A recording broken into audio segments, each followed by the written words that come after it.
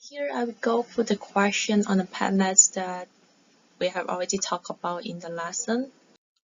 For the first question, as you see that there's the cubes. If the question is the cubes, it's really easy for you to calculating the total surface area. You just pick any one of the faces because all the faces here, they are of the same size and shape, and then you can do the calculation by choosing either one of the faces and then we times 6 because we have total 6 faces altogether. So the answer for the first question is 150. And then don't forget the last statement. And the second part, the second question is if it is not the cubes, it is cuboids. How can I find out the total surface area? You have the method 1, which is you have to find the faces one by one. Alright, we have 3 faces here. For example, if you are hardly to find out the faces here, you can just take a note on the number. For example, we pick this one first, x and 2. And then x times 2 times 2, because we have 2 faces, they are of the same size and shape. And then the next one, maybe we can pick x again and then pick 5 plus x times 5 times 2. And the last one, and you see that we have already picked x for 2 times, so we can't pick it for 3 times because it only can be the length of 2 different faces. And the next one, maybe we can pick 2 and 5. So you have to plus 2 times 5 times 2. And then you can finish your calculation for this question. The answer should be 132.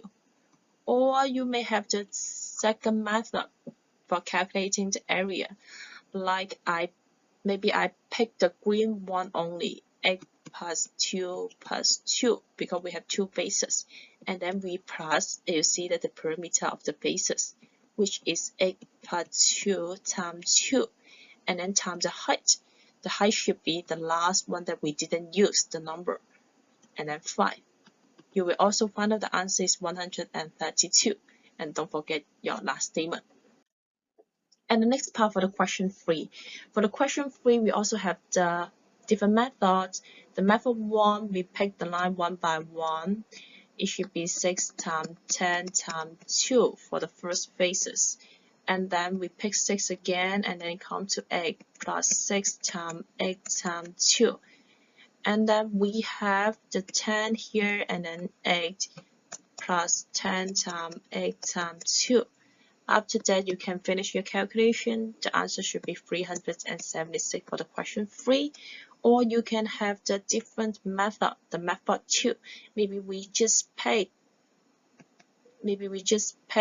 these two as a base, right? And then 10 times 8 times 2, because we have 2 bases, plus the perimeter of the bases, 10 plus 8 times 2.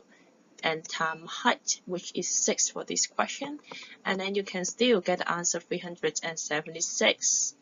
Alright, so for the next part is talking about the Rama cube.